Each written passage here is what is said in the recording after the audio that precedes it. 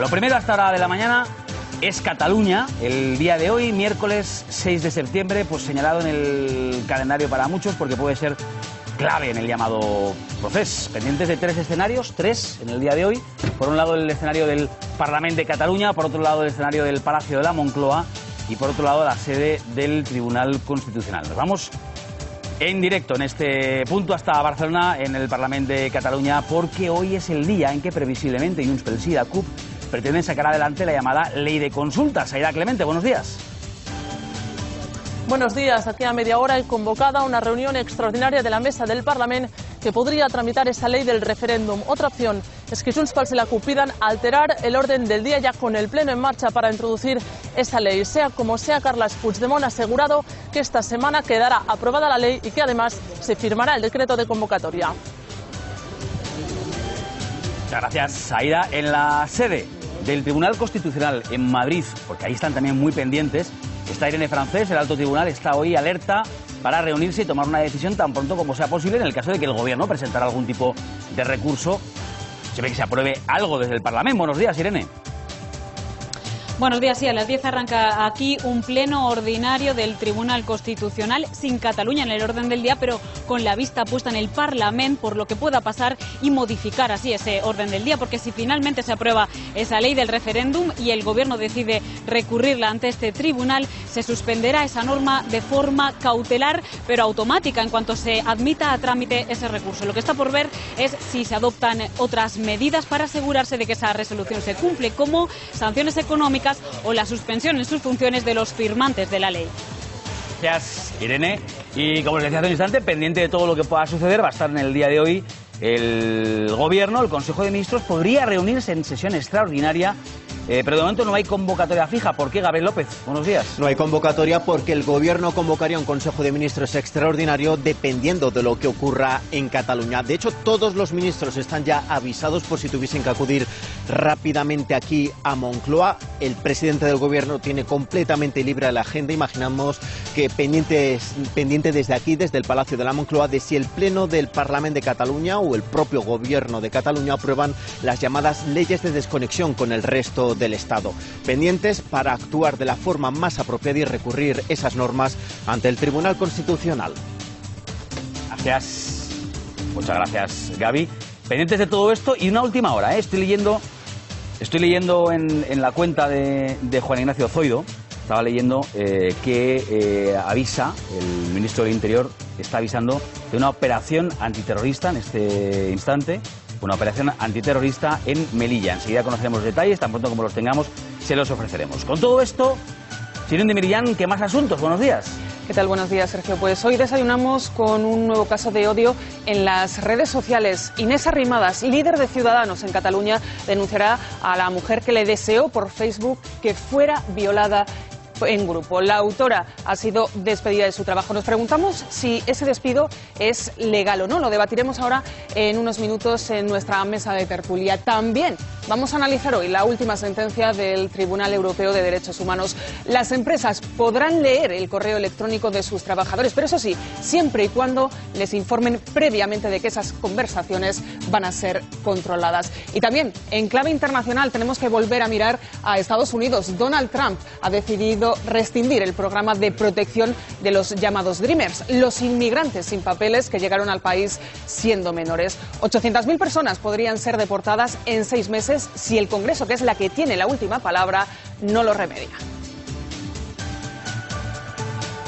Bueno, muchas gracias, Sirón. Pendientes, por tanto, de todos estos asuntos. Les presento ya a los analistas de los desayunos. Edurne Uriarte, buenos días. Buenos días. ¿Qué tal? Muy bien. ¿Te has sentado bien de verano? Sí, ¿no? No lo preguntaba, Antonio Quejado, buenos días. ¿Qué hay? Buenos días. Buenos días, de lo mismo digo, Va para todos. Muy bien. Que habéis descansado. Inmaculada Sánchez, buenos días. Muy buenas. Buenos días. Buenos días. Bueno, como veis, las portadas de los periódicos están hoy plagadas de noticias y titulares y fotografías relacionadas con Cataluña. Durne, por ejemplo, el País, la justicia anuncia firmeza contra el referéndum ilegal y lo hace, en este caso, este titular que estáis viendo, en pantalla, lo hace pues fijándose en la apertura del año judicial y esa advertencia que hacía ayer el fiscal general. Se actuará con celeridad, pero con prudencia y con firmeza. Sí. Ayer ha sido muy relevante lo que ha dicho el fiscal general, el tono y lo que ha dicho, porque esto da una idea de cómo van a actuar todos los fiscales. Y después, evidentemente, la acción del Tribunal de Cuentas.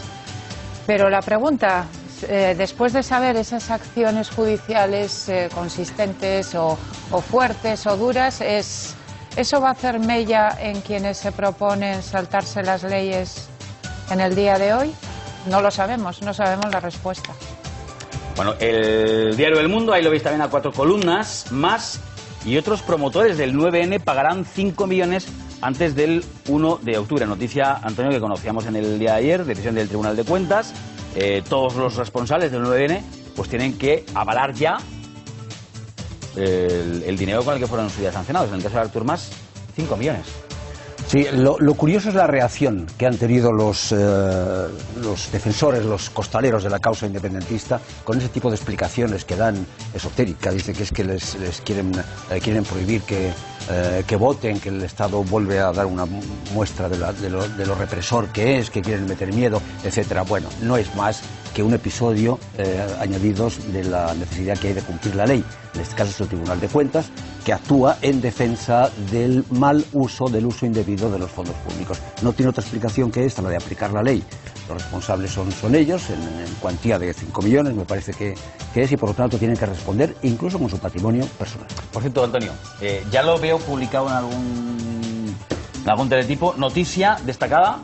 Hemos conocido en los últimos minutos, lo ha conocido Antonio y nos lo ha contado una mayoría de los desayunos. Reunión en las últimas horas entre dos secretarios generales, PSOE y Podemos.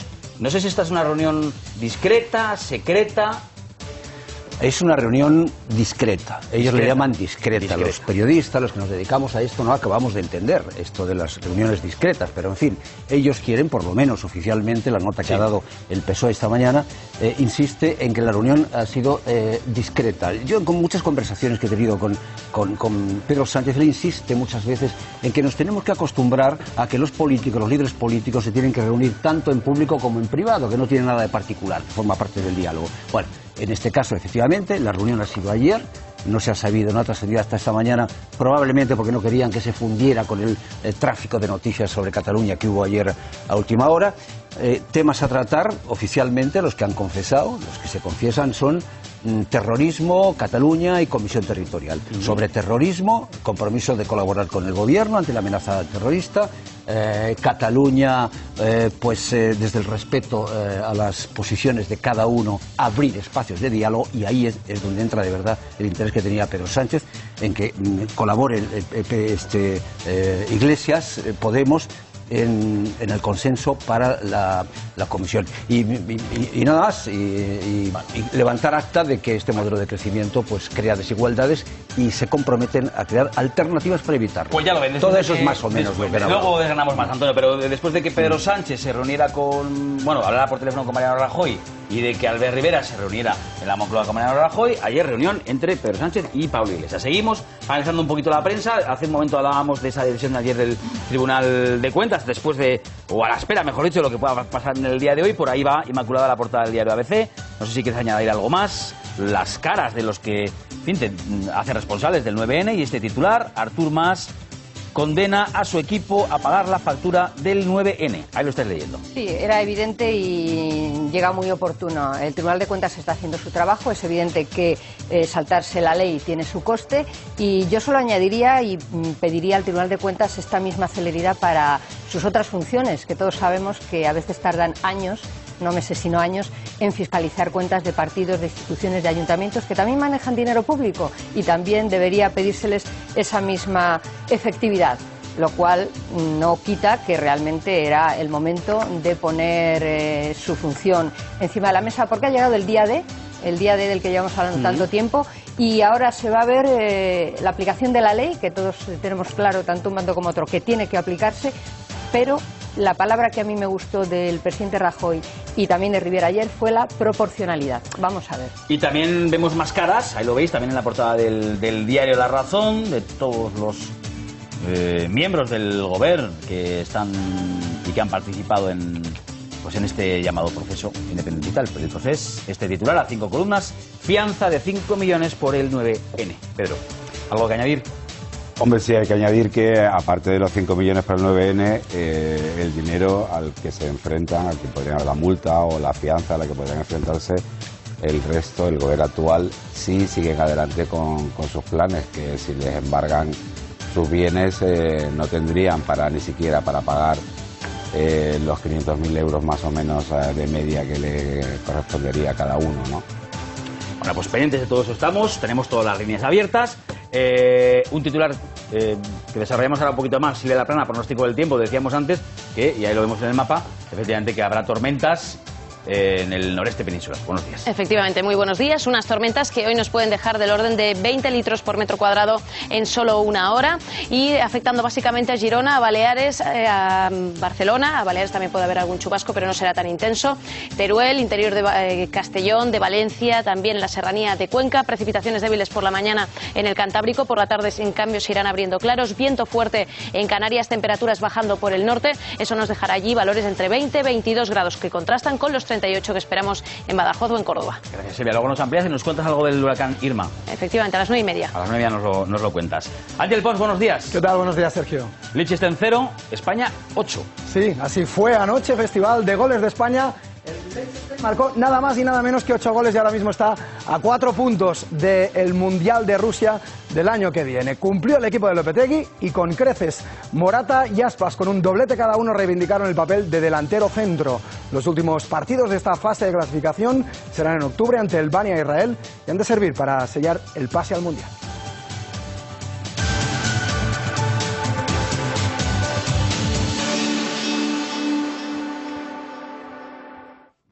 A partir de las 9:30, por cierto, hablaremos aquí con el ministro de Fomento, con Íñigo de la Serna, que estará aquí para responder a nuestras preguntas. Y, evidentemente, como miembro del Ejecutivo, pues también le haremos muchas preguntas relacionadas con Cataluña, que es por donde empezamos. Una noticia, 3 escenarios, los que veíamos hace un instante, y volvemos al Parlamento, al Consejo de Ministros y al Tribunal Constitucional. Volvemos a Barcelona, a Aida Clemente.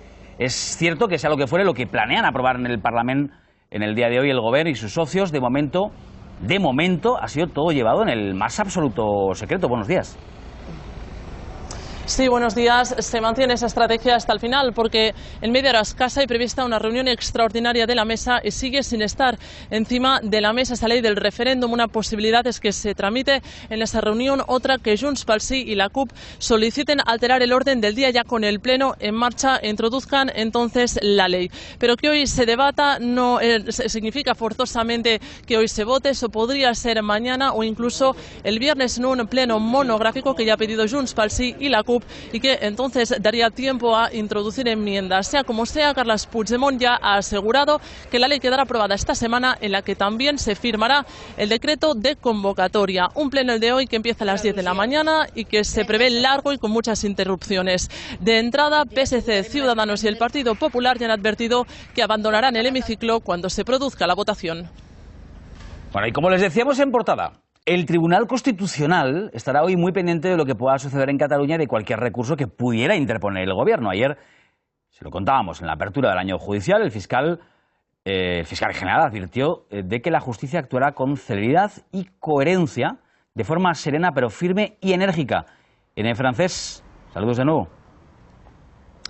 Saludos. Pues sí, esa firmeza y esa celeridad la tendrá que demostrar en primera instancia el Tribunal Constitucional. Se da la circunstancia de que hoy aquí hay convocado un pleno ordinario. Los magistrados se van a reunir a partir de las 10 y en el orden del día no hay ningún asunto relevante sobre Cataluña, pero los magistrados están pendientes de lo que suceda en el Parlamento, donde se celebra esa sesión plenaria, para alterar ese orden del día si finalmente se tramita la ley del referéndum, porque si eso sucede y se aprueba y el Gobierno decide presentar un recurso ante este tribunal, esa norma quedaría suspendida de forma cautelar en cuanto se admita a trámite de forma inmediata. El tribunal también podría tomar algunas medidas más para asegurarse de que esa resolución se cumple. Por ejemplo, podría aplicar sanciones económicas o suspender en sus funciones a los firmantes de la norma si el Gobierno lo pide.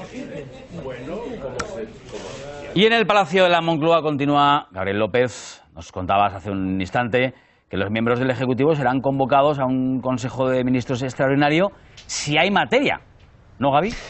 Sí, de hecho todos los ministros están ya avisados por si tuviesen que acudir aquí de forma inmediata ante la convocatoria de un Consejo de Ministros extraordinario. De hecho, el propio presidente del Gobierno tiene hoy completamente libre la agenda. Nos dicen que siguiendo muy de cerca lo que pueda ocurrir hoy en Cataluña, de si el Pleno del Parlamento de Cataluña aprueba la llamada ley del referéndum y la ley de transitoriedad hacia una Cataluña independiente. Puntos que de momento no están en el orden del día, pero con el reglamento en la mano pueden introducirse y aprobarse. Incluso puede ser que sea el propio gobierno catalán el que apruebe estas llamadas normas de desconexión con el resto del Estado.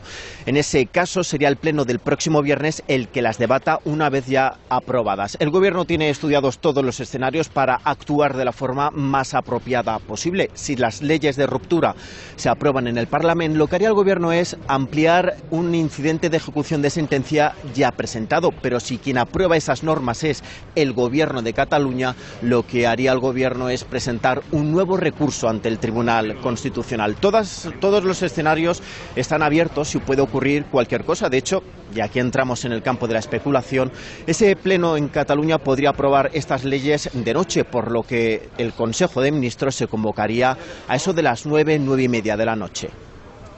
Todo está abierto. Gracias, Gaby. Todo abierto. Otro hecho relevante en todo este asunto catalán es el pronunciamiento, lo contábamos hace un instante, del Tribunal de Cuentas. Una semana antes del referéndum, pues ha citado a Mas y al resto de promotores del 9N para que paguen la factura Sirun de todos los gastos de esa consulta ilegal. Cuéntanos. Vamos con todos los detalles. Lo que sabemos todos es que el 9N no salió gratis, tuvo un coste. Ese precio, lo vamos a ver ahora, fue de algo más de 5 millones de euros que salieron de las arcas públicas y que ahora Artur Mas y otros cargos de su gobierno tendrán que pagar de sus bolsillos. De esa cantidad, de esos 5 millones de los que hablamos, más de la mitad se utilizó para comprar los ordenadores portátiles que sirvieron para gestionar las votaciones. También se destinaron fondos públicos, como vemos, para la web institucional y las pólizas de seguros de los voluntarios que participaron en esa consulta independentista. Y esta que vamos a ver son, aunque ya las conocemos, las caras de esa consulta, de ese 9N, y las cantidades que tendrán que asumir cada uno. La deuda, tenemos que decir, es solidaria, la tendrán que pagar entre todos, aunque también está la opción de que solo uno haga frente a esa cantidad. Hay una fecha límite, que es el 25 de septiembre, es el tiempo que tienen para pagar 6 días antes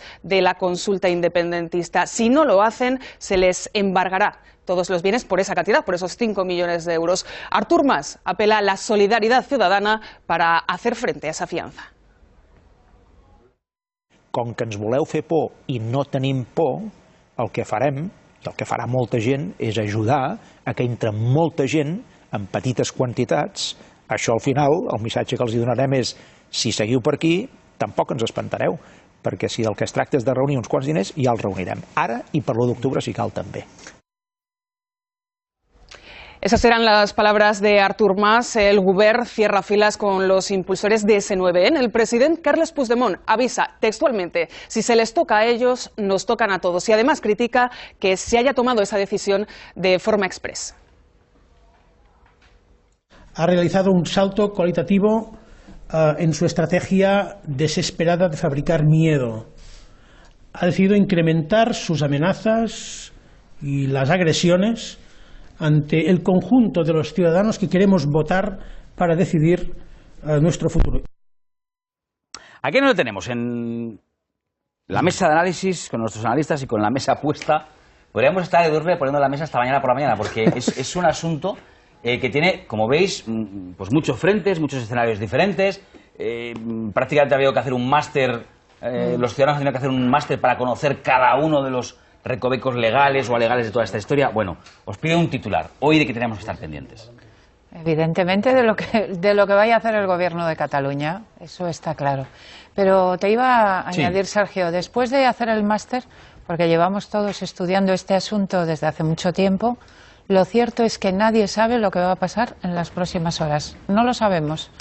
Porque no sabemos lo que va a hacer el Gobierno de Cataluña. Sí. No sabemos la respuesta legal, pero lo que no sabemos es lo siguiente, es decir, si el Gobierno de Cataluña va a ser afectado por esa respuesta legal o va a continuar en sus actos de rebeldía. Y después de eso, ¿qué? Nadie lo sabe. Claro, hoy leía en los muchos análisis que se hacen en la prensa, Antonio, pues de lo que del día en el que estamos, este 6 de septiembre, que hoy es el día, justo hoy, en el que se pasa de la lírica a los hechos, a la realidad. Hoy se escenifica, hoy empieza el choque de trenes, de verdad. Eso claro, he leído por ahí. De las musas al teatro. De las musas al teatro. Pues sí, efectivamente, pero ¿qué quieres que te diga? Mira, en relación con lo que decía Edurne, tanta contundencia hay en el gobierno diciendo no va a haber referéndum, como la hay en los defensores de la causa independentista diciendo que va a haber referéndum. En estas condiciones, y como quiera que el asunto ya ha desbordado los límites de la razón hace mucho tiempo, es decir, que es imposible analizar esto a la luz de la razón, es imposible. No queda más que una de dos. Una, apostar, es decir, hacer apuestas entre nosotros, a ver qué va a pasar. ¿Qué va a pasar? Pues cuando haces la pregunta racionalmente todo el mundo dice, es que no lo sabemos, nadie sabe lo que va a pasar. Bueno, o hacer apuestas o alquilar balcones. Alquilar balcones para el 1 de octubre, ¿no? Para estar en primera fila y dice, a ver qué va a pasar hoy. Porque efectivamente ese es el día, ese es el día. La previa, digamos, la entrega, la víspera de eso, es todo lo que desde el punto de vista jurídico, práctico, es decir, el paso de las musas al teatro, se va a producir en el día de hoy, previsiblemente, que todavía no estoy tan seguro, porque claro, son un mar de dudas. ¿Quién te dice a ti que a última hora no lo vuelven a retrasar? Pues para mañana, para el otro, para... Te ha salido un titular para la columna que vas a escribir hoy. Hacer apuestas o alquilar balcones.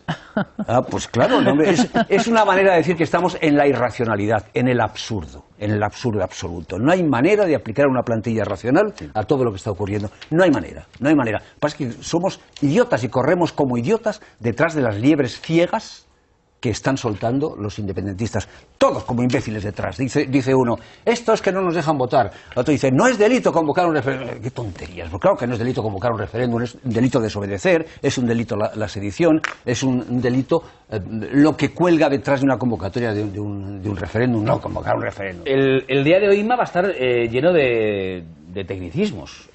Por un lado, nos lo contaban muy bien nuestros compañeros, el Parlamento va a introducir en el orden del día, a petición de alguno de los socios, la votación de las leyes de ruptura, eso por un lado. Por otro lado, a partir de ahí se desata una especie de carrera contra el reloj. Puigdemont pretende firmar esa ley antes de que se lo pueda impedir el Tribunal Constitucional. El Tribunal Constitucional está alerta. El Gobierno va a convocar un Consejo de Ministros extraordinario para hacer esa petición al Tribunal Constitucional. Es decir, sí, pero es una carrera contra el reloj. Fíjate, Sergio, yo creo que detrás de esos tecnicismos está la finura de cómo se dé la respuesta. Por eso yo aludía a la palabra proporcionalidad que mencionó el presidente Rajoy y mencionó Rivera ayer cuando salió de su encuentro. Porque creo que es relevante, dentro de todas las incertidumbres que tenemos absolutamente todos de lo que va a ocurrir, de cómo se dé esa respuesta detrás de esos tecnicismos.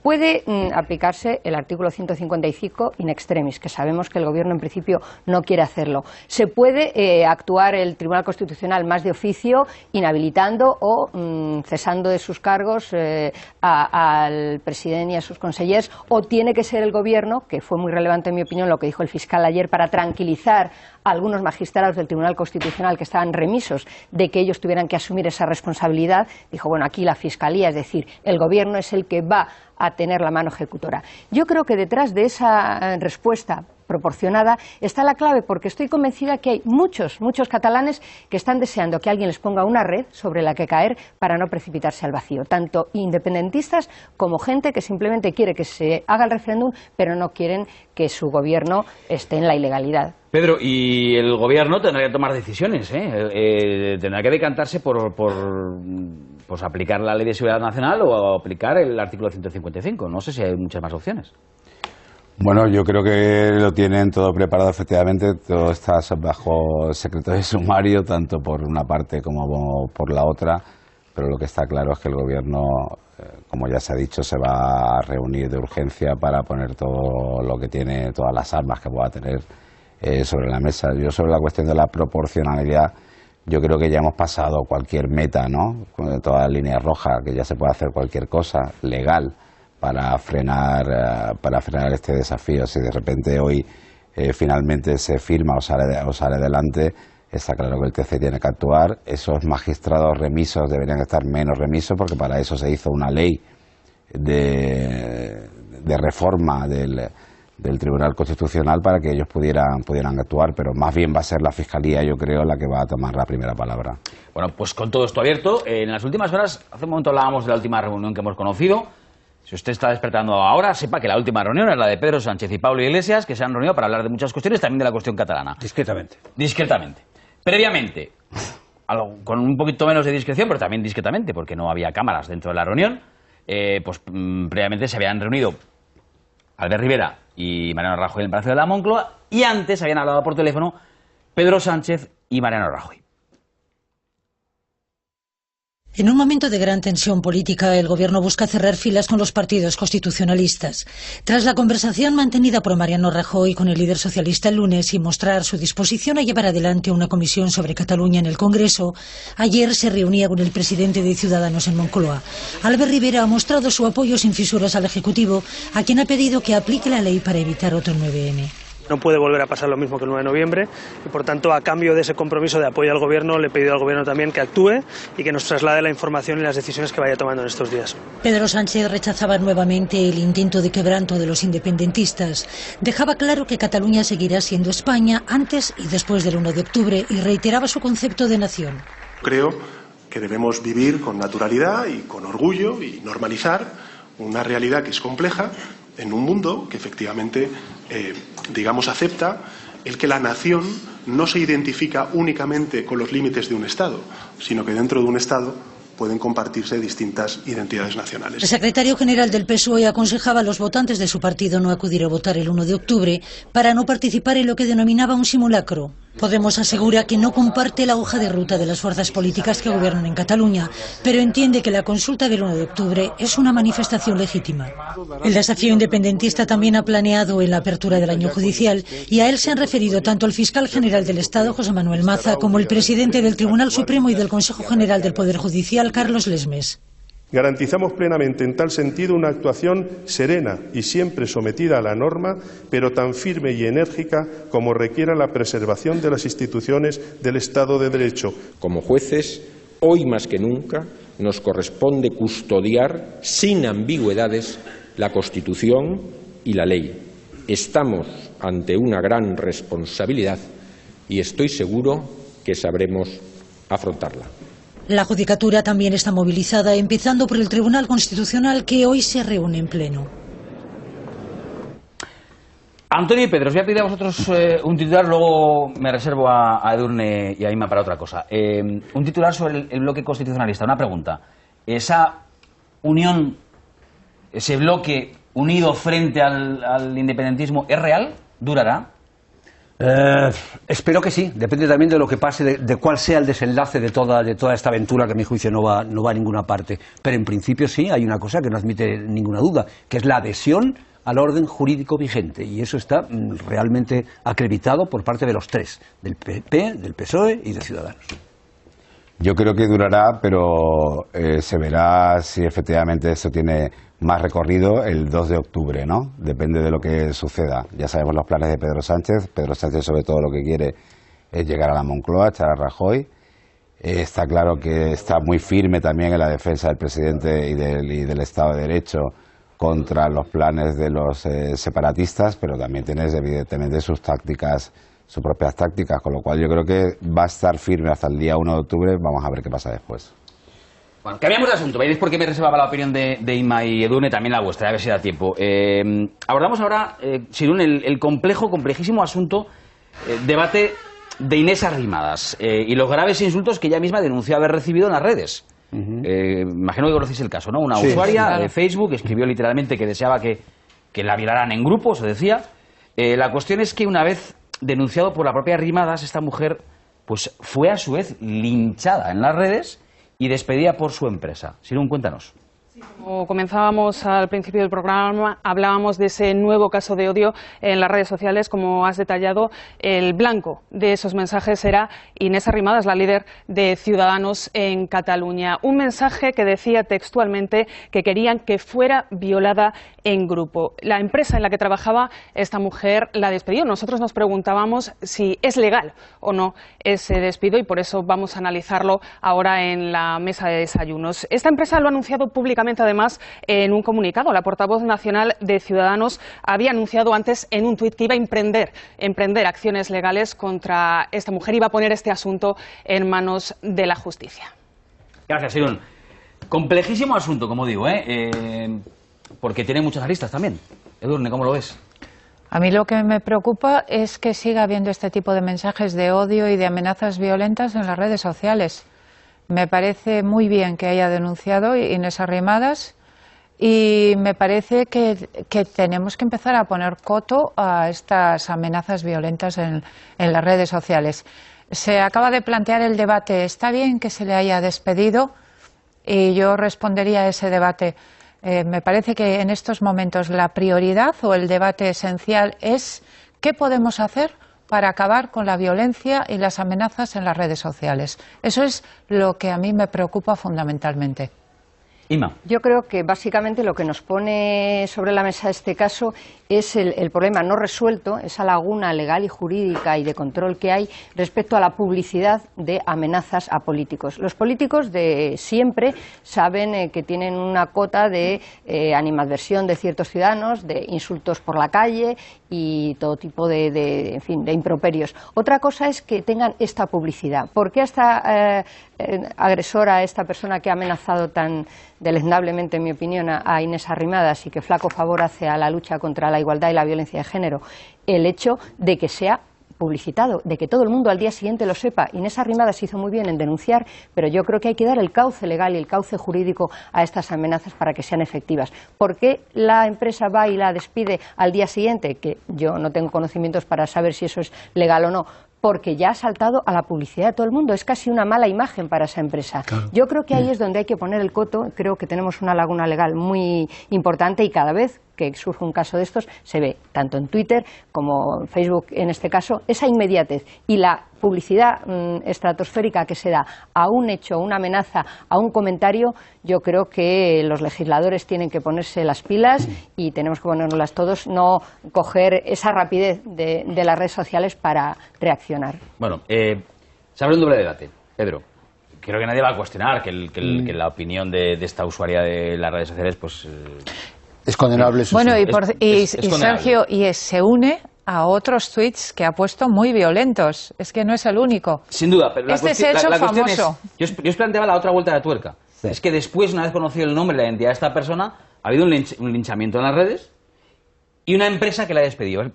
Pregunta que muchos hoy se hacen, ¿eh? ¿Es legal que una empresa te despida por ver cómo son tus opiniones en las redes? Bueno, no sé si es legal o no lo es. En cualquier caso, ella podrá llevar a un tribunal si es un despido procedente o improcedente.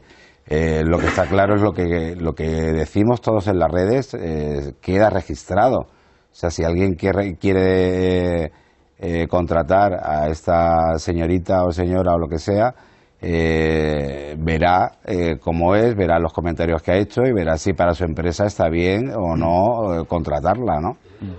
Sí, vamos a ver.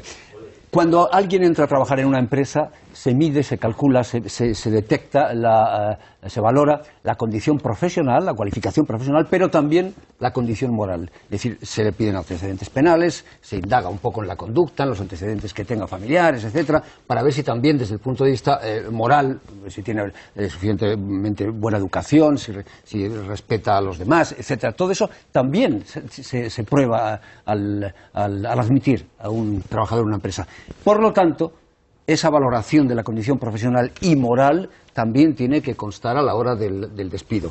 Como muy bien dice Pedro, de todas las maneras no está indefensa. No está indefensa porque ahí están los tribunales, puede recurrir y puede que lo declaren despido improcedente. A mí personalmente me parece bien. ¿Por qué? Pues porque alguien que dice esas cosas está sembrando una semilla de odio en un grupo humano. En este caso, empresarial de trabajo. Añado un pequeño dato. ¿Os acordáis que hace unas semanas Google despidió a un trabajador por algo en principio menos grave, por hacer un manifiesto claramente machista y discriminatorio? Y fue despedido fulminantemente por Google, por una empresa tan importante como Google. Famosa la historia de una mujer también que hizo un comentario racista antes de subirse a un avión, creo que era en Estados Unidos, apagó el teléfono, en el trayecto se armó la tremenda en las redes sociales, su empresa le despidió, cuando bajó del avión encendió su teléfono y se dio cuenta de todo lo que había pasado. Es decir, Hay muchas historias en el mundo, bueno, pues de despidos como consecuencia de opiniones en las redes. 9 de la mañana, bueno, 9:01 ya. A las 9 abre la Bolsa de Madrid, así que tenemos una cita con Ima Gómez Lobo. ¿Cómo está abriendo la bolsa, Ima? Buenos días. Pues de nuevo en rojo, tercer día de la semana que abrimos en pérdidas. El IBEX 35 se aleja por debajo de los 10.200 puntos que perdió ayer, es su cota mínima desde el pasado marzo. El resto de las plazas europeas también están habiendo con ligeras pérdidas, algo más acusadas en la bolsa de Frankfurt. Wall Street, que operaba ayer por primer día esta semana y después de la prueba nuclear del fin de semana de Corea del Norte, ha tenido también una mala sesión. El Dow Jones ha caído un 1% y casi otro tanto el índice S&P, el Standard & Poor's y el tecnológico Nasdaq. Las bolsas asiáticas también siguen en rojo, pero ya mucho menos. El Nikkei ha cerrado con una ligera caída del 0,16%. Y mientras sigue la preocupación por Corea en el mercado, pendientes también de la reunión de mañana del Banco Central Europeo, el euro aguanta en $1,12, aunque está bajando ligeramente en la apertura. Y pendientes también hoy del petróleo, porque el huracán Irma parece que también va a afectar a la industria petrolera en Estados Unidos, y porque esta tarde conoceremos datos de reservas allí en Estados Unidos. De momento, en la apertura, el crudo Brent, el que se vende en Europa, sube por encima de $53 el barril. Gracias, Ima. Por cierto, se lo contábamos al principio de los desayunos. Hasta ahora hay una operación antiterrorista abierta en Melilla y en Marruecos. Hay al menos, que sepamos, 6 detenidos, 6 por presuntos vínculos yihadistas. Tenemos conexión telefónica con Salvador Jiménez. Compañero Salvador, ¿qué más nos puedes contar? Buenos días. Buenos días. De momento hay 5 detenidos en Marruecos y 1 en Melilla. El Ministerio del Interior ha confirmado que el detenido en la ciudad autónoma es el líder de esa célula terrorista, un español de 39 años que realizaba labores de captación y adoctrinamiento bajo la estrategia del Daesh. Está previsto que en las próximas horas este hombre sea trasladado a Madrid para ponerse a disposición de la Audiencia Nacional. En estos momentos la policía continúa registrando 2 viviendas, una en el barrio del Monte María Cristina y otra en la calle García Cabrelles. En ambas zonas, por supuesto, hay una alta presencia de policías y la operación sigue abierta. Con esta detención son 27 los detenidos ya por yihadismo en Melilla desde el año 2012. Salvador, por esa información en directo vía telefónica, esa operación antiterrorista abierta en Melilla y en Marruecos. Son las 9:03. Sirún, ¿qué es noticia hasta ahora?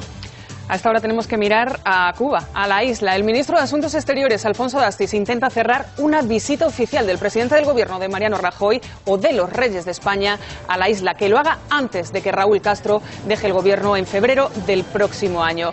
Dastis se encuentra en La Habana, donde se reunirá con su homólogo para, entre otros asuntos, también abordar la necesidad de respetar los derechos humanos y también las libertades políticas de todos los cubanos. España y Cuba son 2 países muy cercanos, con una honda raíz en su relación, con 2 pueblos prácticamente hermanos, y el objetivo de esta visita es reforzar la presencia ya existente a todos los niveles con carácter institucional, ¿no? Con vientos de 300 kilómetros por hora, el huracán Irma avanza por el Mar Caribe. Hoy mismo podría alcanzar Puerto Rico, donde las autoridades han declarado ya el estado de emergencia. En República Dominicana han sido cancelados todos los vuelos. Además, este fin de semana podría tocar Florida, donde ya han sido evacuadas miles de personas. El huracán tiene en estos momentos categoría 5.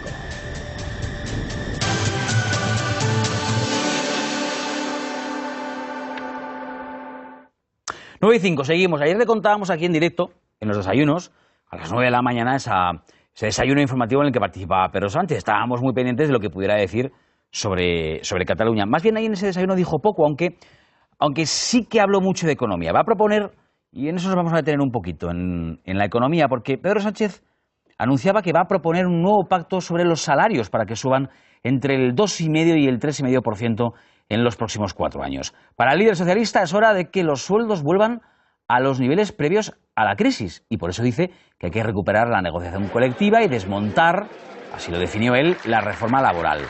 Además, va a plantear una red de seguridad que proteja a los jóvenes, a los parados de larga duración y a los pensionistas. Estas iniciativas se van a incluir en unos presupuestos generales del Estado para 2018 alternativos a los que ya está negociando el gobierno de Rajoy.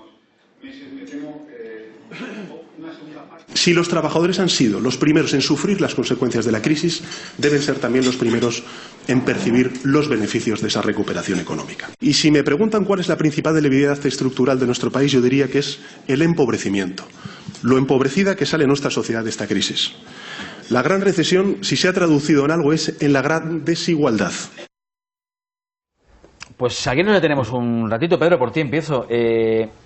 Ya que hablamos de presupuestos, ya que Pedro Sánchez habla de presupuestos, y que estamos en la negociación de los presupuestos finales del Estado 2018, porque con toda la que se está montando, parece que de esto que tanto hablábamos el año pasado, este año no hablamos, pero se están negociando. Y yo te pregunto, ¿veis algún tipo de posibilidad, de margen de negociación entre el Partido Popular, el Gobierno, Mariano Rajoy, y este Partido Socialista de Pedro Sánchez?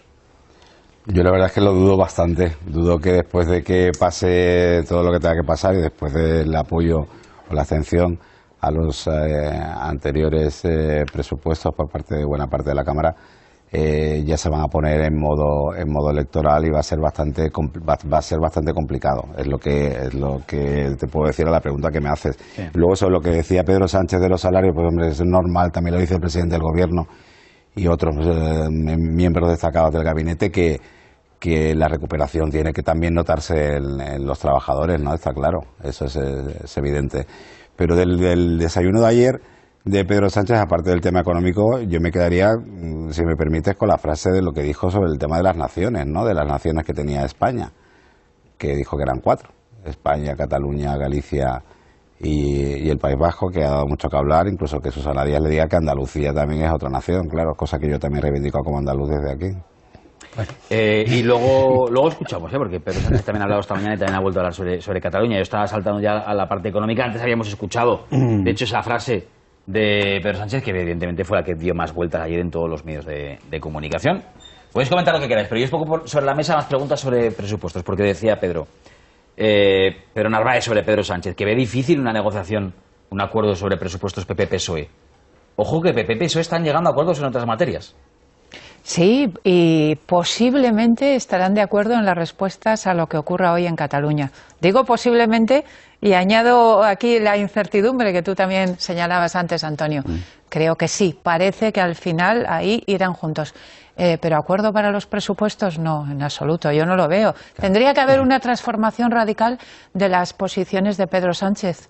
Y en estos momentos no hay razones que indiquen que vaya a haber una transformación de las posiciones de Sánchez. O sea, no, para los presupuestos no habrá. Y después de esa reunión de la que antes nos hablabas, Antonio, de Pablo Iglesias y Pedro Sánchez, en materia de economía, ¿han conseguido PSOE y Podemos acercar posturas? Porque eso fue lo que les separó.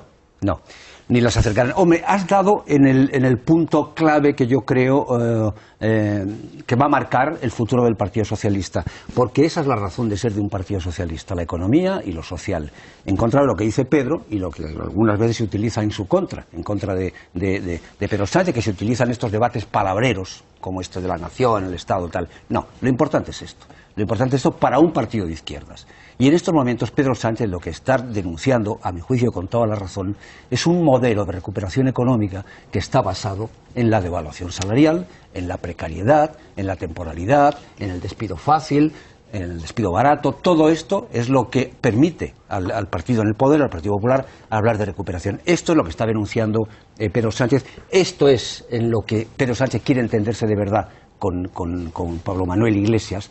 Y esto es lo que de verdad da el punto de reconocimiento, de reencuentro ideológico consigo mismo, del Partido Social. No los debates, estos palabreros de si la nación, si el Estado, si hay muchas naciones. Eso la culpa la tiene Pedro Sánchez, a mi juicio, ¿no? Bueno, no sé por qué. Él mismo se mete en ese debate. Claro, se mete en esos líos y le da los argumentos a sus adversarios para que se diga, por ejemplo, ahora para que se plantee un problema sobre si considera que es una nación. En este país ahora, Antonio, ahora el debate abierto es el del modelo territorial. Sí, por desgracia. No puedes no entrar. En cambio, para un partido de izquierdas, eso debería ser secundario. Lo identitario en un partido de izquierdas es secundario. Nunca, jamás para un partido de izquierdas ha importado la identidad o si hablamos este idioma o el otro, si somos nación, si somos Estado. No, lo que le importa a un partido de izquierdas son los pares de la tierra, que eso es lo que está en su ADN. Díselo Pedro Sánchez. Que aquí lo que hablamos es de las cosas de comer. Un momento, ¿qué Mira, en mi opinión, yo creo que Pedro Sánchez justamente no va a negociar nada de los presupuestos con el Gobierno porque sabe que el Gobierno los tiene puede aprobarlo sin el Partido Socialista. Ya lo hemos visto en los anteriores, tiene al PNV, tiene los 176 escaños que necesita si lo negocia bien con los socios nacionalistas canarios y vascos. Entonces, con esa garantía, porque a Pedro Sánchez y al PSOE no le interesa en absoluto que haya un adelanto electoral, Pedro Sánchez necesita tiempo para que este nuevo liderazgo y esta nueva andadura se afiance, él ha puesto ayer las patas de cómo va a ser su mandato. Primera pata, tema catalán, con el gobierno sin fisuras, porque él sabe muy bien que aquello fue lo que le mandó a la tumba por parte de sus propios compañeros. En ese tema, claridad. Y en el otro, ¿qué ha hecho? Reivindicar lo que le hizo ganar el último Congreso de los Socialistas. Un PSOE más de izquierdas, reivindicar los pilares de la socialdemocracia clásica que se habían perdido desde que Zapatero pactó con el gobierno del PP aquel artículo, la reforma del 135 de la Constitución, poniendo el déficit por delante de los servicios sociales, y a partir de ahí empezó el declive del PSOE. Eso te lo analizan todos los socialistas que ven cómo ha ido cayendo electoralmente su partido. Pedro Sánchez se ha propuesto revertir esa imagen del PSOE. Ayer, por eso incidió en el tema salarial, en el tema económico, y en eso yo creo que desde luego ahí no va a coincidir con el gobierno en nada, por mucho que algunos ministros digan que necesitamos recuperación salarial, pero no con esta reforma laboral ni con estos contratos que se pueden hacer ahora gracias a esa reforma laboral. Así es imposible que los salarios repunten. Déjame que abordemos otro asunto, pues también con cierta polémica, una sentencia en esta ocasión del Tribunal Europeo de Derechos Humanos, pues que ha abierto un debate bien interesante. El control que las empresas pueden ejercer de los correos profesionales de sus empleados. José Ramón Patterson, Bruselas, buenos días. ¿Qué dice esa sentencia? Hola, buenos días. Pues según el Tribunal de Estrasburgo, los empresarios pueden husmear en el correo electrónico de sus empleados, pero bajo condiciones, dice, que no reduzcan a la nada el ejercicio de la vida privada social en un lugar de trabajo. El dictamen, recordemos, hace referencia al caso de un rumano de 37 años al que su empresa despidió en 2007 alegando que había usado el correo profesional para asuntos privados como enviar mensajes a su hermano y a su novia. La justicia rumana avaló el despido y el trabajador recurrió al Tribunal de los Derechos Humanos de Estrasburgo, que ahora le ha dado la razón porque dice la empresa no avisó de que el correo, de que estaba vigilando el correo, ni tampoco justificó los motivos para hacer ese control y acceder además a su contenido. En consecuencia, el tribunal considera que al respaldar el despido del trabajador, los jueces rumanos no protegieron adecuadamente sus derechos. O sea, y en resumen, que nuestros jefes sí pueden fisgar nuestro correo de empresa, pero bajo ciertos límites. Gracias, José Ramón. Pero sí pueden. Con lo que no se queda después de escuchar esto es, vale, a este trabajador rumano le han dado la razón, pero casi como diría aquel, casi por un error de forma, porque no le avisaron. Porque si le hubieran avisado, podían. Pues podían. Hombre, es un derecho que está ahí, que también hay que respetar, tanto como el uso de medios ajenos, el uso de medios que son de la empresa. Me refiero al derecho a la intimidad, eso también hay que respetarlo.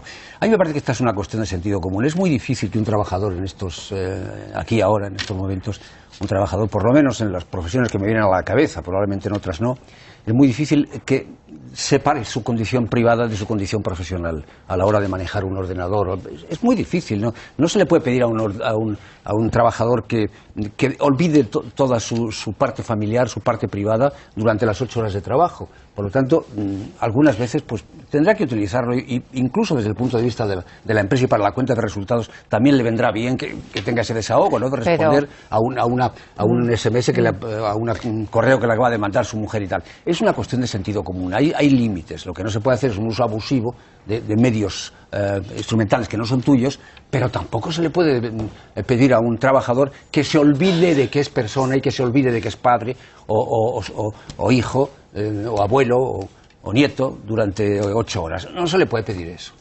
Pero evidentemente el correo de trabajo es el correo de trabajo. Luego claro, la sentencia es lógica, defendiendo el derecho de las empresas y también señalando, también señalando que el trabajador tiene que estar al tanto de eso. Me parece una sentencia razonable. Y como tú decías, Antonio, la cuestión es el sentido común.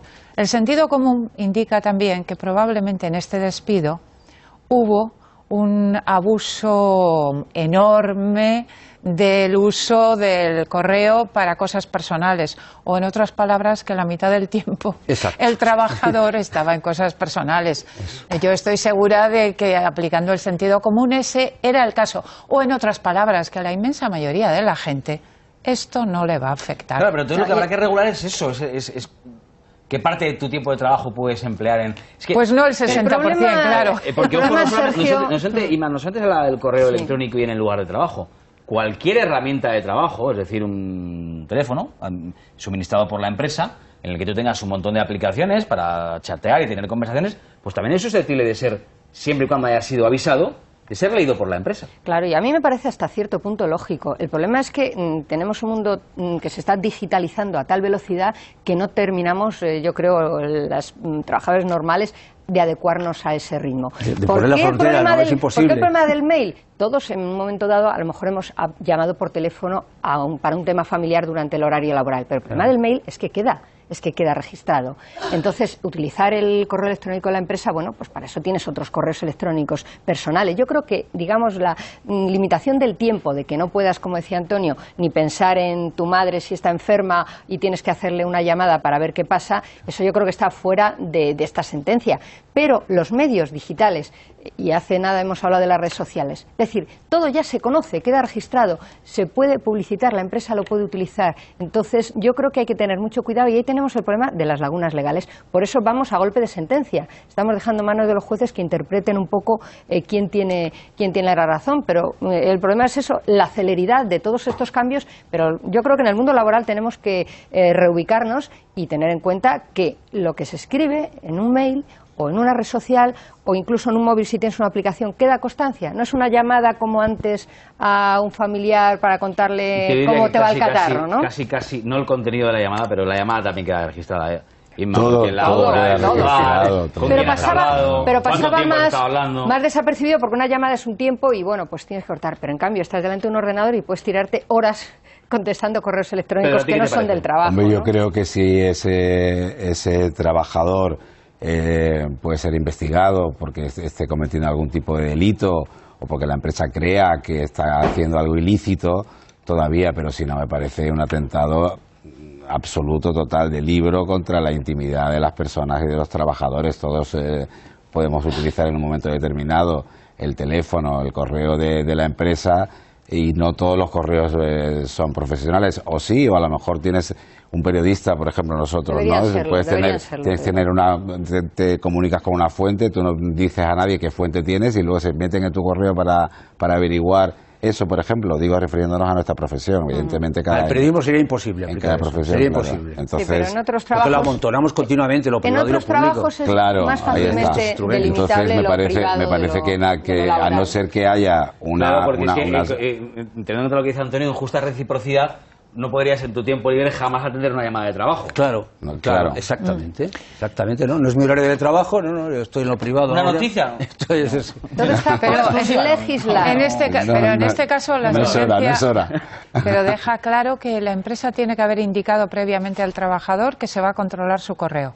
Sí. O sea que en ese sentido los derechos del trabajador están preservados por la sentencia. Sí, además añade que no vale con... Bueno, de hecho le han dado la razón al despedido. Porque no fue avisado, efectivamente, pero digo que además no vale con el típico aviso colgado en la intranet de la empresa que es para todo, no, tienes que haberlo leído y haber con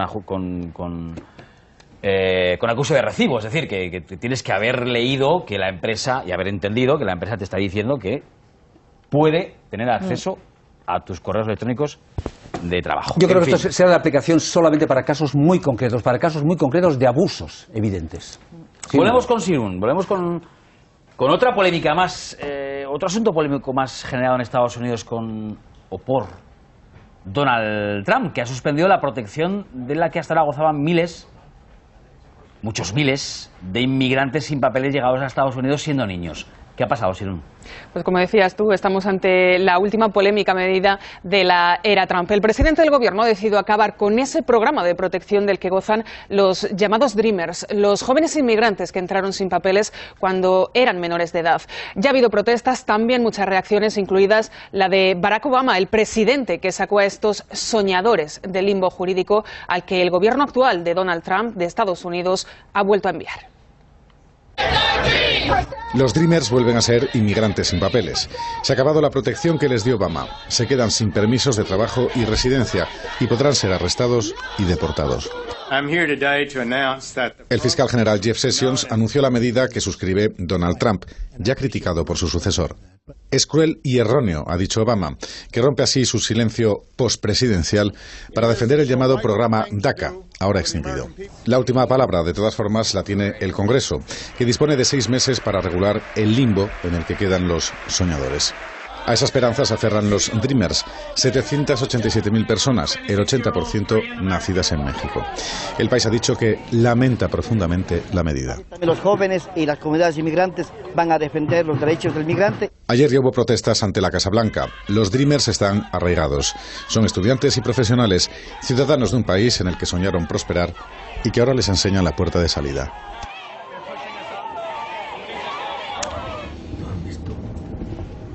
Inmaculada, pues por ti empiezo. El sueño de los Dreamers. Roto. Fíjate, me gusta el apelativo de Dreamers porque yo creo que ya estamos acostumbrados a medidas de este tipo de Donald Trump y yo confío en que el legislativo norteamericano pueda ponerle freno.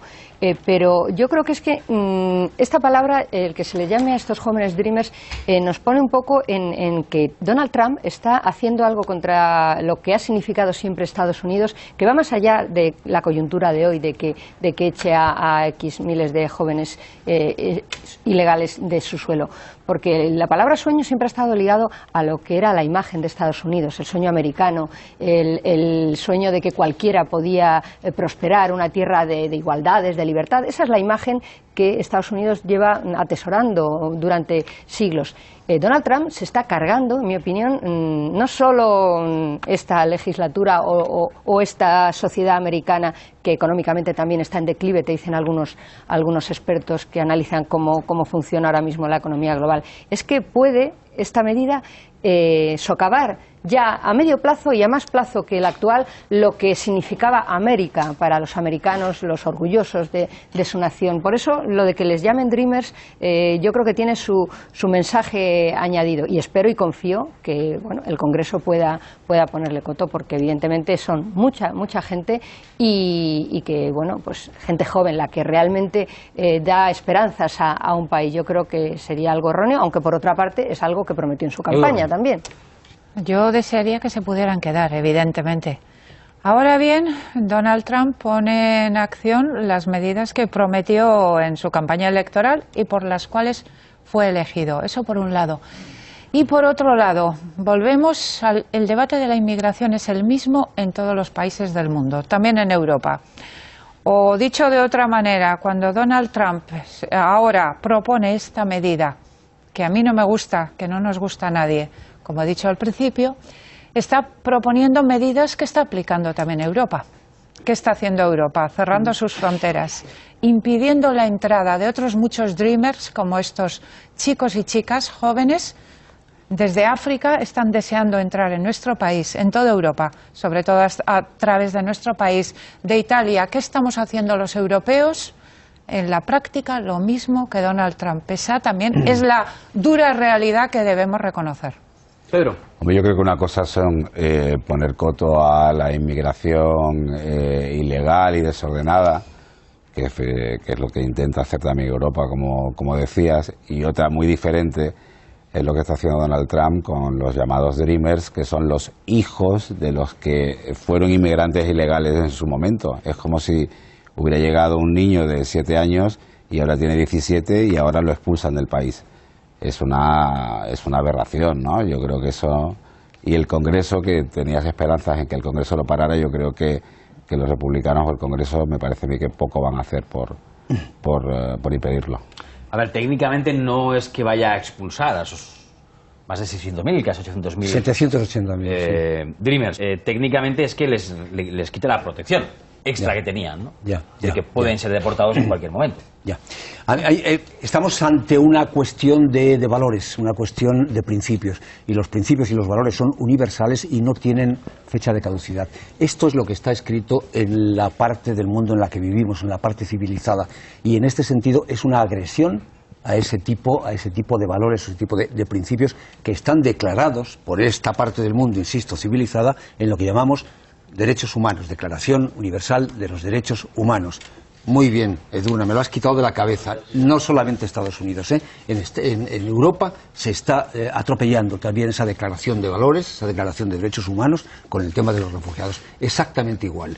A mí me parece especialmente grave el tema de los Dreamers, porque estamos hablando de niños. Es decir, el principio general de la protección de la infancia y la juventud son vellones de lana, son nieve sin pisar, son promesas. Eso, en la parte del mundo en la que vivimos civilizada, eso está muy protegido. Y ahí se lo están pasando por el arco del triunfo. Lo mismo que en Europa nos pasamos por el arco del triunfo, la Declaración Universal de los Derechos Humanos en materia de refugiados, que es el punto 14. Bueno. Pues asunto, como digo, ya está generando manifestaciones y mucha controversia en Estados Unidos, así que pues estaremos, imagino, en los próximos días muy pendientes también de esta cuestión. Bueno, faltan pocos minutos para las 9:30. Hacemos un pequeño alto en el camino, Sirún, para de nuevo actualizar la información y fijarnos en lo que a esta hora, casi a las 9:30, es noticia. Y tenemos que comenzar con una noticia que hemos conocido hace apenas unos minutos. Nos lleva a Turquía. Las fuerzas de seguridad han matado a tiros a un hombre que se disponía presuntamente a atentar con una bomba contra un edificio de los servicios de espionaje. El incidente ha tenido lugar en la ciudad de Mersin, en la costa sur de Turquía. Estaremos muy pendientes, como decimos, de esta noticia que acabamos de conocer. También pendientes de la noticia que conocíamos al comienzo del programa, de esa célula yihadista que ha sido desarticulada por las policías española y marroquí en Melilla y también en Marruecos. Han sido detenidos 5 marroquíes en el país africano y un ciudadano español en la ciudad autónoma, que era el líder del grupo además. Este último aprovechaba su empleo en un centro de reeducación para adoctrinar y también captar a jóvenes para sus crímenes. Según la policía, habían planeado ataques de gran envergadura y estaban en un peligroso nivel de activación. Y el pronóstico del tiempo, más allá de lo de nuestro país, Silvia Laplana, buenos días. Más allá de lo que nos vas a contar de nuestro país, de esas lluvias en el norte peninsular, en el noreste, muy pendientes de ese huracán Irma de enorme potencia que va a llegar hoy a Puerto Rico, que el jueves llegará a la República Dominicana y que es previsible que el fin de semana llegue a la Florida, ¿no es así? Sí, muy buenos días. Hoy la verdad es que la situación ya está complicada, concretamente en Barbuda. Ahora enseguida vamos a ver los detalles de ese huracán que puede ser catastrófico en algunas zonas. Aquí, sin embargo, la situación pues mucho más tranquila, ahora mismo con nubes en el Cantábrico. También tenemos algunas nubes en el interior de Galicia que irán a menos y hay algunas nubes situadas en la costa oriental de Cádiz, principalmente allí en el campo de Gibraltar, así como en Ceuta. En Canarias hoy con más nubes que ayer y además con los vientos alisios que se han reforzado. Rachas que hoy llegan a los 70 a 80 kilómetros por hora en la zona. De hecho, está activado el aviso amarillo en las 3 islas más occidentales. El frente frío hoy va avanzando por el norte peninsular, se va a ir retirando rápidamente del Cantábrico, por lo tanto, por la tarde saldrá el sol también en el Cantábrico. No estará totalmente despejado, pero bueno, sí que lucirá un poco el sol entre tanta nube. Sin embargo, hacia el noreste la inestabilidad se producirá por la tarde. Chubascos y tormentas afectando hoy a puntos de Girona, Barcelona, a zonas del sur, sureste de Teruel, interior de Castellón, Valencia, en la serranía de Cuenca, pues en toda esa zona pueden caer del orden de unos 20 litros por metro cuadrado en solo una hora. Puede haber algún chubasco en la isla mallorquina, cielo despejado en el resto, atención al cierzo que sopla con alguna racha intensa, también la tramontana, viento de levante flojo en el estrecho, aunque una vez atraviesa el estrecho pues sí que incrementa un poco su intensidad. En las temperaturas máximas bajando en el tercio norte hasta de 6 a 8 grados menos que ayer podríamos tener. 22 en Pamplona, Santander, 20 en Oviedo, 21 en Donostia, San Sebastián, que contrastan con los 38, por ejemplo, que alcanzaremos hoy en Córdoba o en Badajoz. Y es que en el suroeste van a subir de forma ligera. Ayer ya fueron altas. Mañana las tormentas las encontraremos en Baleares y también en el sudeste peninsular. Y puede haber algún amago tormentoso todavía por el interior de Cataluña. Y estamos muy pendientes, como decíamos antes, de este huracán, del huracán Irma. Se puede apreciar perfectamente concretamente el ojo de ese huracán de categoría 5. Vean ahora mismo dónde está situado. Ahí en medio tenemos la isla de Barbuda y es curioso ver cómo se comporta el viento en este tipo de situaciones. En cuestión de horas, ese viento ha llegado hasta las 7 de la mañana, hora de España, hora peninsular. Las rachas llegaban a los 250 kilómetros por hora. En cuestión de media hora, una vez el ojo del huracán se ha posicionado justo encima de la isla, las rachas eran de 0. Ahora mismo todavía está el ojo situado sobre la isla, pero mucha atención, precaución en la zona por las fuertes rachas de viento, y puede haber acumulaciones en algunas de las islas de en torno a 200 a 300 litros por metro cuadrado, a lo que se suma también la altura del oleaje, olas que en algunos casos, además sumadas a los momentos de alta mar, pues podrían ser bastante elevadas. Este es el recorrido que está previsto. Fíjense, ahora huracán de categoría 5, cuando esté pasando por el noreste de Cuba pasará a ser huracán de categoría 4. De todas formas, este cono que ven aquí nos indica la incertidumbre, por lo tanto se puede desplazar a otras zonas. En principio, todo parece indicar que se moverá hasta el estado de Florida. Gracias, Silvia. Muy pendiente de ese huracán Irma. Y en Deportes Ángel Pons, pues repetimos el resultado que gozaba poder decirlo, ¿no? Liechtenstein 0, España 8. Además, pudo haber muchos más goles. Sí, fue un festival de goles de España anoche. Ante el Liechtenstein marcó 8 goles y ya está a 4 puntos del Mundial. Cumplió el equipo de Lopetegui y además lo hizo con creces. España cambió de táctica, salió con un punta y con 3 defensas, pero las sensaciones fueron igualmente buenas. Morata y Aspas, con un doblete cada uno, reivindicaron el papel de delantero centro. Brillaron Silva e Isco. Los últimos partidos en octubre ante Albania e Israel, que han de servir para sellar el pase al Mundial de Rusia el año que viene.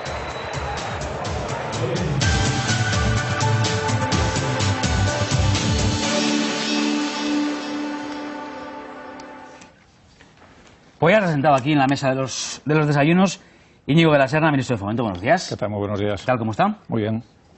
Siempre que vienen a los desayunos hay titulares, por lo menos hay noticias. Suelen ser días intensos, sí. Esta vez estaba más o menos planificado. Hoy lo es. Hoy lo es.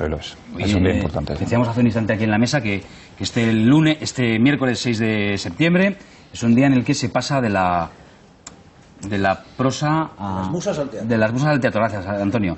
No, pero había leído esta mañana en alguna columna de opinión alguien que decía que se pasa de la prosa, de la poesía, a las acciones.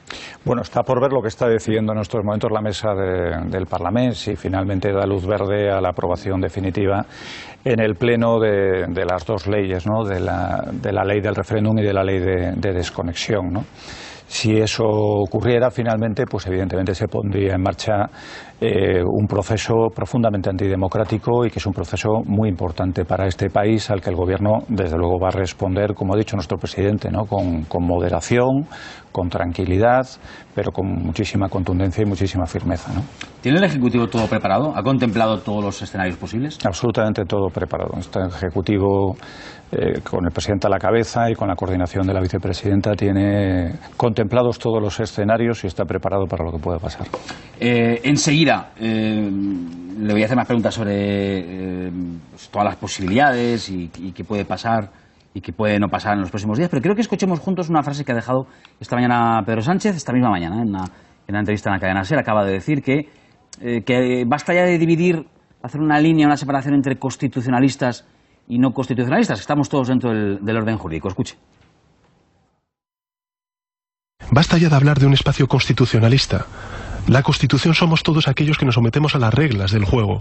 Si Unidos Podemos, Esquerra Republicana, el PDeCAT, el Partido Nacionalista Vasco y demás se someten a las reglas del juego y se presentan unas elecciones bajo el ordenamiento constitucional vigente, son partidos constitucionalistas y por tanto no puede haber una raya entre unas formaciones políticas y otras. Bueno, yo creo que una cosa es que un partido sea constitucionalista porque efectivamente tiene una representación, por ejemplo, en el Congreso en base a las reglas de la Constitución, y otra cosa muy distinta es que ese partido y responsables políticos, responsables públicos tomen decisiones que van en contra de la Constitución.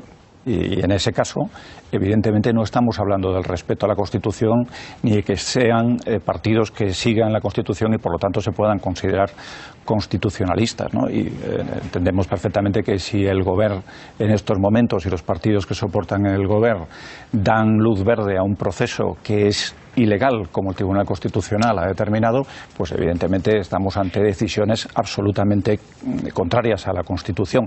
De la misma manera que también preocupa que partidos que están sentados en el Congreso, como Podemos, tachen de legítimo un proceso que el Tribunal Constitucional ha calificado de ilegítimo, de ilegal.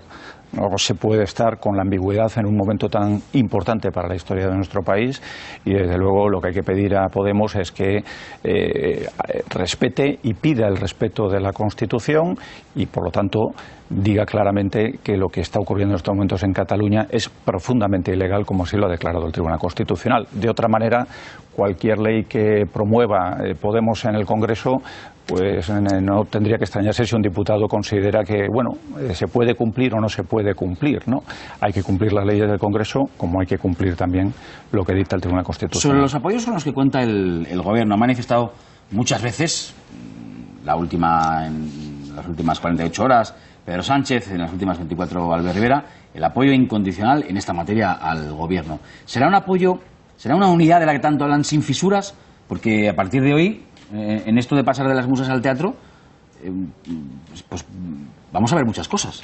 Yo estoy convencido de que será así, ¿no? Yo estoy convencido de que es así. Yo estoy convencido de que el Partido Socialista y Ciudadanos han manifestado lo que realmente piensan, y en este sentido el Gobierno pues ha trasladado que está profundamente agradecido que en este momento se esté trasladando de forma pública esa unidad. No me cabe ninguna duda de que como visión de Estado la postura de los partidos, de estos tres partidos, va a ser inequívoca en la lucha contra lo que está ocurriendo, que es un atentado claro contra el Estado de Derecho, ¿no? Bueno, y por lo pronto todos los miembros del Ejecutivo, usted mismo, pues están avisados porque hoy pues podría convocarse, de hecho tiene pinta de que va a convocarse un Consejo de Ministros extraordinario. ¿O no? ¿O no?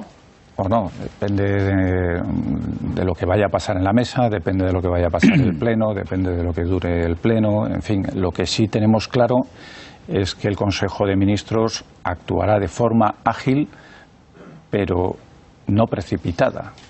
El Gobierno va a actuar de forma muy rápida, pero sin prisas. Lo importante aquí es que se den pasos firmes y que se den pasos con garantía jurídica para que cualquier recurso que se plantee se haga con el fundamento adecuado, y en ese sentido hay que esperar a ver qué es lo que ocurre, qué es lo que se está trasladando al Pleno del Parlamento, y hay que esperar a saber cuál es esa decisión. Evidentemente el Consejo de Ministros en estos momentos no puede tomar una decisión si no se aprueban las leyes en el Parlamento, si no se aprueban también los decretos posteriores para lo que es la convocatoria del referéndum, pero desde luego que va a dar todos los pasos que sean posibles en el ordenamiento jurídico, y así lo tenemos preparado, de una forma muy rápida, pero si esto tiene que ocurrir esta tarde o tiene que ocurrir mañana por la mañana...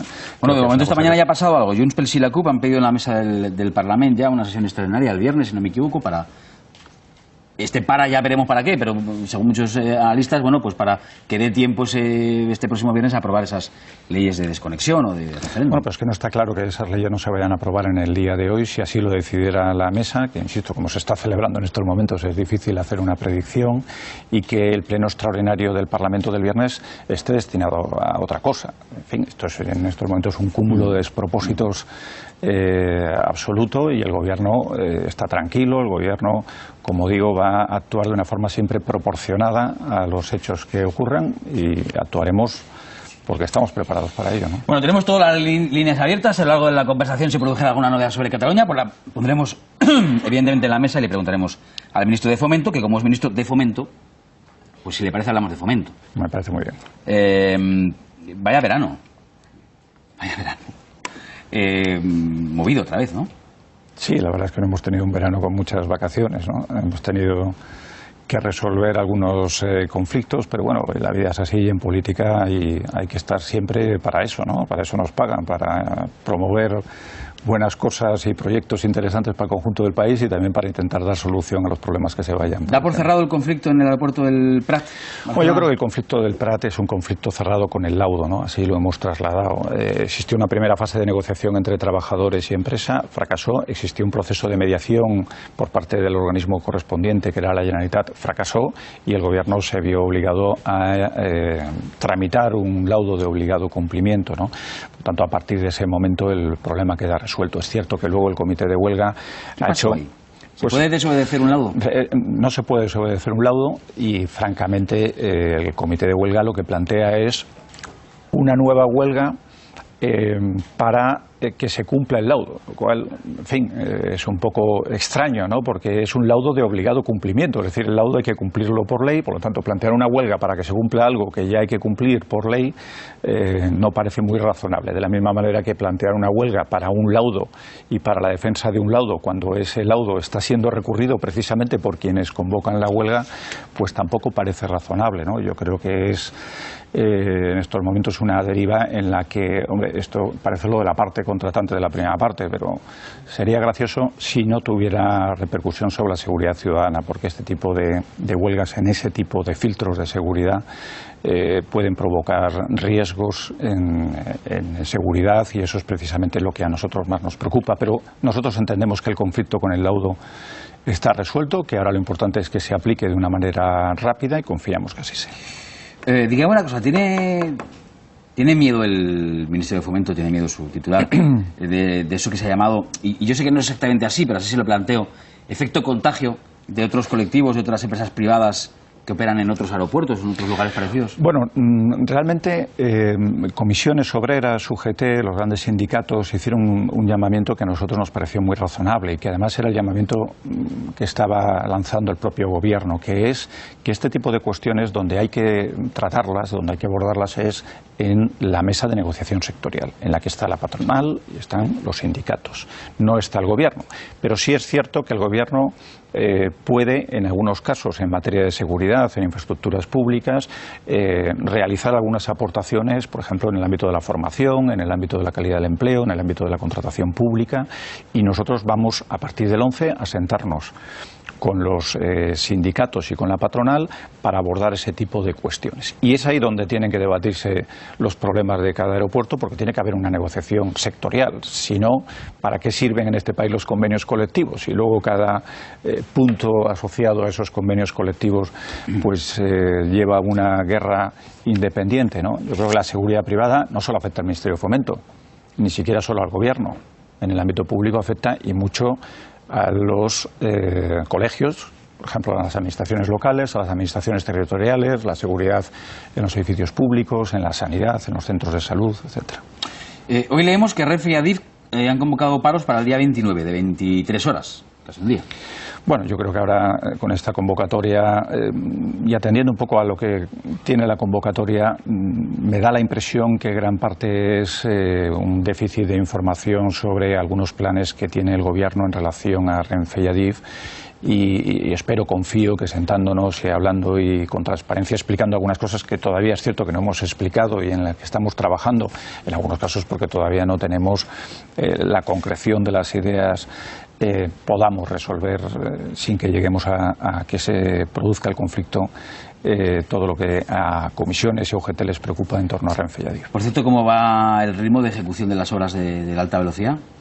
Pues va francamente... Porque cada lugar en el que están deseando que llegue, pues cada mes es crucial, cada año es fundamental. Va francamente bien, efectivamente. Este es un ministerio muy territorial. Cuando uno va a una comunidad autónoma, lo primero que le preguntan es cuándo va a llegar el AVE, ¿no? Entonces, vamos cumpliendo los compromisos. La verdad es que de todas las cosas que hemos dicho al inicio de la legislatura, creo que no haya una comunidad autónoma en donde no vayamos cumpliendo con el compromiso que estamos estableciendo. En algunos casos llegará antes, en otros llegará después, pero creo que estamos dando un impulso muy importante en estos momentos a la ejecución de obras de los grandes corredores de alta velocidad. Entre ellos el corredor mediterráneo. Entre ellos el corredor mediterráneo, que es una infraestructura absolutamente prioritaria para nosotros, ¿no? El presidente este sábado anunció la licitación de 2 obras importantes de 2.000 millones de euros para realizar los estudios informativos, un túnel pasante bajo Valencia y la conexión de Valencia a Castellón con una nueva plataforma, pero estamos en el tramo Tarragona-Vandellós, que acabaremos a finales de año las obras. Estamos también trabajando en todos los tramos de Alicante hacia Murcia con la llegada provisional sin la parte del soterramiento en este mismo año, con la finalización de las obras en el 2017. Estamos trabajando en Murcia, Almería, en fin, en todos y cada uno de los tramos. En estos momentos se están movilizando cerca de 4.000 millones de euros de inversión en distintos tramos del corredor mediterráneo. Y me dirá que siempre que nos vemos le pregunto por la Vía Galicia, pero ¿va según los plazos? Va según los plazos. Esta es una vez por la que me pregunta el presidente habitualmente, por razones obvias, ¿no? Va con el plazo del 2019, finalización de las obras, una vez que hemos conseguido desbloquear algunos tramos que tenían unos ciertos problemas, y realmente estamos cumpliendo ahora mismo con los compromisos que teníamos, ¿no? Tendremos un primer tramo hasta el tramo de Zamora, es decir, de Zamora hasta Pedralba. Acabaremos probablemente en el año 2018 las obras, y finalmente conseguiremos llegar hasta Orense en el año 2019. Me están diciendo por aquí por el pinganillo, pregúntale por este y por el otro. No, sería en privado, porque si no, nos quedamos sin tiempo para que los analistas... Por Zamora ya no preguntamos, ¿verdad, Antonio? ¿Tú y yo? No. Ahora son los de Badajoz los que están pendientes de la AVES. Venga, abrimos la mesa, Pedro. ¿Por qué empezamos? Hola, buenos días. Buenos días, Pedro. Volviendo al tema catalán, presentaron no hace mucho un plan de infraestructuras completo allí, un poco para apaciguar la tormenta catalana, que había a la vista de los resultados sirvió para poco, ¿no? ¿Realmente el plan sigue en marcha? ¿Puede anunciar, se va a ampliar? ¿Puede anunciar cómo está ese asunto? Bueno, sirvió para mucho, porque su objetivo no era frenar el movimiento independentista. Su objetivo era simplemente trasladar a la sociedad catalana las iniciativas y los proyectos que tenemos en marcha para mejorar infraestructuras que es necesario mejorar, especialmente en el ámbito de las carreteras, en el ámbito de las rodalíes, de los trenes de cercanías en Cataluña, ¿no? Y habitualmente, con cierta frecuencia, cada mes nos sentamos y hacemos balance del grado de ejecución, y quiero poder decir que estamos cumpliendo con los compromisos. La inversión de aproximadamente 1.000 millones de euros al año que el presidente comprometió en la visita que hizo a Barcelona, la estamos cumpliendo y vamos a cumplir con ese compromiso. ¿Y tienen una relación fluida en ese sentido con la Generalitat? Sí, yo creo que aquí también ahí hay un tapón. Bueno, uno escucha cosas que a veces no le parecen justas por parte de responsables del gobierno catalán, pero también es cierto que hay, al margen de los movimientos asociados a la independencia, luego un contacto más o menos habitual entre el consejero y yo mismo, entre segundos, terceros niveles, para hablar de estas cosas, porque es necesario hablar de cada uno de estos proyectos. Tenemos pendiente próximamente, por ejemplo, una visita a San Feliu de Llobregat y también a Hospitalet para hablar de los procesos de integración ferroviarios, y en eso estamos tratando en estos momentos con la Generalitat, como no podía ser de otra manera, ¿no? Una cosa es el trabajo en el día a día y los proyectos que estamos sacando adelante, y otra, un proceso que desde luego no tiene nada que ver con lo que tiene que ser la colaboración y el diálogo y la lealtad institucional.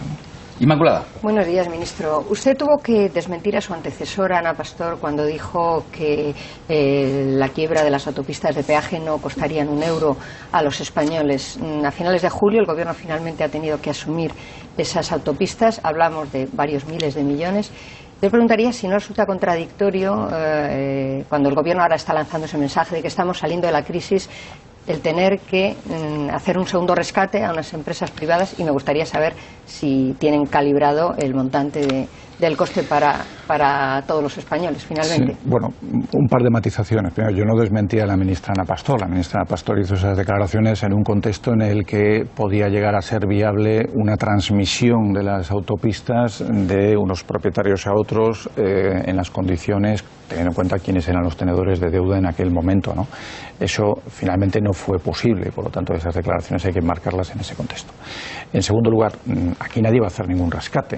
Es Es decir, aquí, queramos o no queramos, hay unos procedimientos judiciales, esas autopistas entran en liquidación, revierten al propietario de las mismas, que es la Administración General del Estado, y la Administración General del Estado tiene que recibirlas, quiera o no quiera. A partir de ahí puede tomar varias decisiones. La que hemos tomado es relicitarlas, con el objeto de que la responsabilidad que tenemos patrimonial de la Administración pueda ser minorada, el valor, el montante total, con esa nueva relicitación y con los ingresos que reciba el Gobierno en base a esa relicitación. Es decir, vamos a actuar como vehículo intermedio.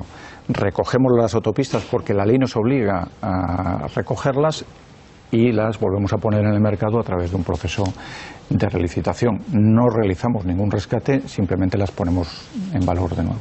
Como con Bankia, si me permite. No, pero no. ¿se sabe cuánto va a costar? ¿En qué dinero se podrá recuperar? Porque esto es a futuro. Desde luego hay por ahí unas cifras después. cuyas el Gobierno tiene unas estimaciones muy inferiores a esas De cifras. 3.000 ¿no? millones No, de pero euros esas cifras responden a los máximos que vienen en los proyectos de licitación, ¿no?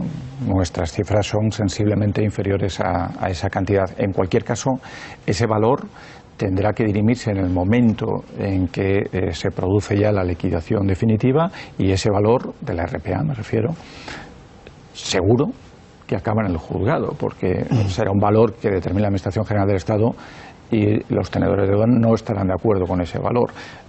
Por lo tanto, finalmente será un juez el que marque cuál es la cantidad exacta a la que tendremos que hacer frente. Lo que sí sabemos es que ese valor lo podemos minorar, insisto, con el ingreso que recibamos en ese proceso de licitación. Señor ministro, yo vuelvo hoy a Cataluña y aunque no sea un asunto de su competencia directa, ciertamente hoy la preocupación general en España es sobre lo que va a pasar. Y yo le quiero preguntar o pedir su opinión sobre algo que les han dicho al Gobierno en su conjunto desde algunos sectores, cuando les han dicho que ustedes tenían que haber aplicado ya algunas medidas como el 155. Y ustedes han respondido que les parecía prematuro, han hablado de proporcionalidad. ¿Cree que ha habido demasiada alarma? Yo lo que creo es que el Gobierno está actuando con todas las medidas que tiene en el Estado de Derecho que tiene que aplicar, y las que tiene que aplicar son hacer cumplir la ley y trabajar para que en aquellos aspectos en que se considere que se incumple la ley, pues sea el Gobierno con una actitud proactiva el que esté ahí, como vamos a hacer, recurriendo las leyes y finalmente se aprueban en el Parlamento, ¿no? Y eso es en lo que estamos. En estos momentos estamos en la aplicación contundente de la ley, teniendo en cuenta que tenemos instrumentos suficientes en nuestro Estado de Derecho, y es de agradecer el ver cómo organismos independientes como el Tribunal de Cuentas está actuando en cumplimiento de la ley. Es de agradecer las declaraciones ayer del Fiscal General del Estado y del Presidente del Consejo General del Poder Judicial, también de una forma muy firme, respaldando el cumplimiento de la ley y respaldando a aquellas personas que cumplan la ley para que se sientan protegidas por las instituciones del Estado, y ese es el espacio en el que nosotros ahora mismo nos movemos. Por lo tanto, ese es el primer paso que tenemos que dar, en la confianza de que ese paso es suficiente para garantizar de que no se va a realizar ese referéndum, ¿no? Antonio. Como le hacemos muchas preguntas políticas, yo estaba pensando en estos momentos en dos ministros franquistas de obras, de fomento también, de infraestructuras, que estaban súper politizados. Uno era Fernández de la Mora, el que decía que con las obras han muerto las ideologías han muerto. Y otro era Silva Muñoz, que como usted sabe, pues aspiraba a ser presidente del Gobierno. De manera que le voy a preguntar por un asunto donde de verdad chocan las dos ideologías. Lo liberal, la apuesta por lo privado, y lo socialdemócrata, la apuesta por lo público. AENA. Minuto y resultado. ¿Qué va a pasar con esa presión que hay de los fondos de inversión para que la privatización sea total de AENA? No, AENA, la previsión que tiene el Gobierno es que siga en la situación societaria que en estos momentos está. Es una sociedad cotizada, es una sociedad en la que la mayoría es pública. 51%. 51%, y a través de la fundación, a través de Enaire, la empresa pública, y por lo tanto nosotros vamos a mantener esa situación de control público. Y esa es una situación que está dando resultados muy positivos. Porque, bueno, desgraciadamente, conflictos como los que han podido surgir este verano pueden llegar a manchar ante la opinión pública la buena imagen que tiene una sociedad que está gestionando los aeropuertos de una manera espectacular, si uno atiende al crecimiento que están teniendo y a la forma en la que se están recibiendo cada vez mayores visitantes. Pensemos que en este primer semestre hemos recibido ya un 9% más que en el primer semestre del año pasado, que fue récord histórico. Y vamos a superar el máximo histórico en cuanto a turistas internacionales que visitan España, y 8 de cada 10 lo hacen a través de nuestra red de aeropuertos. Teniendo capacidad suficiente en nuestros aeropuertos, teniendo instrumentos de planificación que hemos aprobado esta legislatura, que permite inversiones de más de 2.600 millones de euros en nuestra red aeroportuaria en los próximos 5 años, bajando las tarifas y las tasas aeroportuarias, las tarifas de navegación aérea, como lo estamos haciendo en un 11%, es decir, son aeropuertos muy competitivos, y si las compañías aéreas cada vez están creando más rutas y están fijándose en nuestro país, entre otras cosas, es por las buenas infraestructuras que tenemos, y las infraestructuras que gestiona AENA son unas infraestructuras excelentes en las que AENA, como gestor que tiene una mayoría pública, está haciendo un muy buen trabajo, con independencia de que pueda haber temas puntuales en sectores puntuales, pero es que empleo directo, estamos hablando de 100 y pico trabajadores los que tiene en estos momentos, 300 y pico, 100 y pico fueron los que votaron en el conflicto del Prat. Hay 130.000 empleos directos en estos momentos alrededor de nuestro gestor aeroportuario. ¿Se va a mantener el control público entonces? Se va a mantener el control público. ¿Acepta el reto de 3 preguntas en un minuto? Sí. Ahora me dice que no, pues tiene que aceptar. Vamos a intentarlo. No digo que sea de sí o no, pero casi de sí o no. Si puede, pues de sí o no. ¿Volvería a repetir como alcalde de su ciudad? Yo creo que esa etapa ya pasó. Una etapa preciosa, pero ya pasó. Pero preciosa.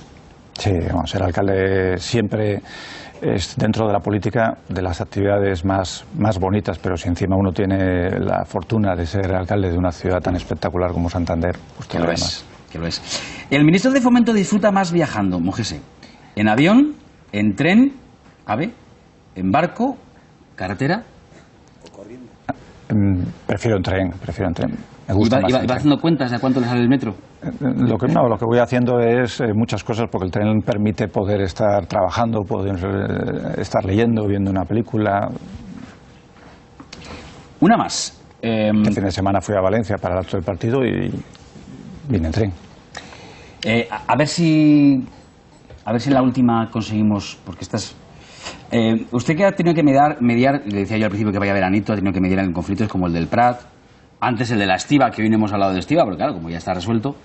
Es bueno hablar de la Estiba, porque la Estiba, en fin, todos sabemos lo que fue la Estiba, ¿no? La Estiba fue la reforma que consiguió la liberalización del último sector monopolístico de este país, y a mí me gusta recordar también que hubo votaciones en el Congreso en contra de la Estiba, en contra del cumplimiento de una sentencia del Tribunal de Justicia de la Unión Europea, que ahora estamos hablando del cumplimiento de la ley, en contra de cumplir una sentencia, con 2 argumentos.